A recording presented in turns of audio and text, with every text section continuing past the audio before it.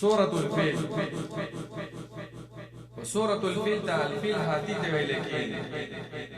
هاتي دام یو واقعه وا، دا واقعه واورئ چې د سورت په مطلب باندې پوه شئ. مختصر داسې ده چې ابرهه بن صباح په اشرم باندې مشهور و. د دې دا پوز او خوله په یو مخ کې په یو جنګ کې شهیدلی و، د دې وجې نه ورته اشرم ویله. دا عیسوي و، نصراني و. په یمن کې په صنعا کې یمن کې یو غټه بنگلې جوړه کړې وه، کنیسه وه، او هلته به بندګانې کولې او خلکو او اعلان وکړو چې آینده کال حج ته به بیت الله ته نه ځئ، کعبې ته به نه ځئ، دلته راځئ.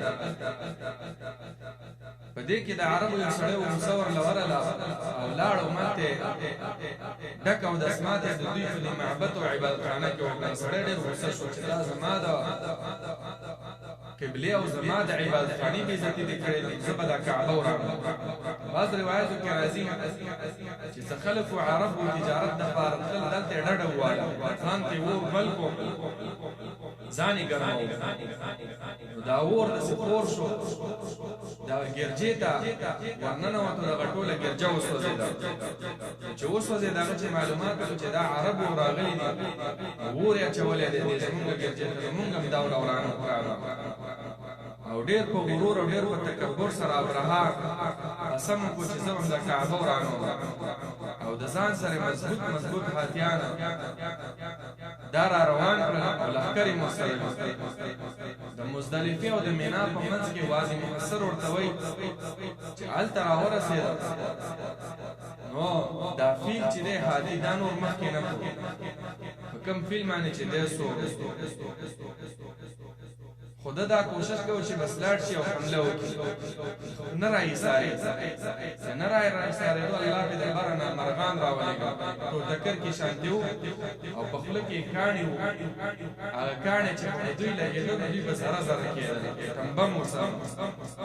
دا هوایي بمبار او بیا داسې اټمي بمبار، دا د قرآن نه ثابت دی چې دا الله رب العالمین په خپل قدرت کامله سره کړی په دې کافرو باندې. د الله سره قسم عذابونه دي، دا زلزلو په شکلونو، دا د مرغانو په شکلونو، دا د هواګانو طوفانونو په شکلونو، سیلابونو. ورب العالمین انسان له مقول وایرس په شکل باندې بیمارین طاعون. الله دغه واقعه بیانوي. بسم الله شروع په امداد د الله تعالی باندې. دا واقعه چې د نبی علیه الصلاۃ والسلام د پیدایش نه 50 ورځې مخکې شوې وه. دې وجه نبی علیه السلام چې پیدا شوی هغې ته عام الفیل وایي، هغه د فیل او د هاتي کال. بسم الله شروع په امداد د الله تعالی. الرحمن داسې الله چې مهربان دی، الرحیم داسې الله تعالی چې خاص رحم کوونکی دی.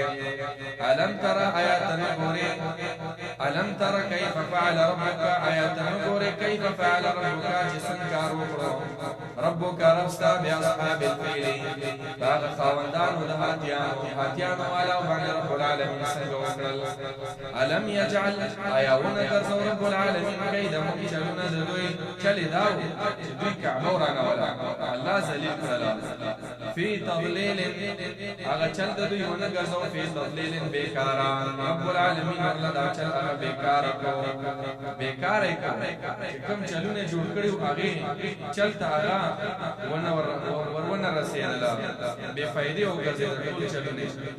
وارسل علیهم طیرا ابابیل، او راولېږل الله تعالی په دوی باندې طیرا مرغان ابابیل، ډلې ډلې په یو ځای باندې.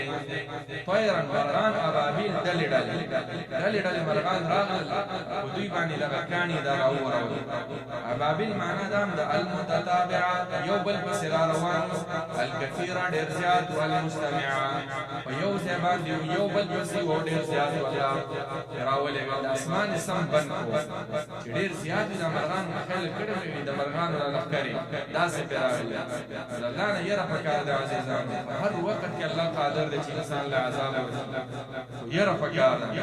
ترمیهم ویشتل یې هغوی لره بحجارة پکار من سجیل چې پاک کړی شوي وو په اور کې داسې کان چې پاک شوي وو په اور کې سجیلا سجیل داسې پرتکاڼي شان دي پاک شوي وو په اور کې د خټې نم جوړ ده او بیا پاک شوي سجیل وامطرنا عليهم حجارة من سجیل سوره هود کې ذکر دی چې په هغوی باندې قوم د لوط علیه السلام باندې هم داسې یو باران شوی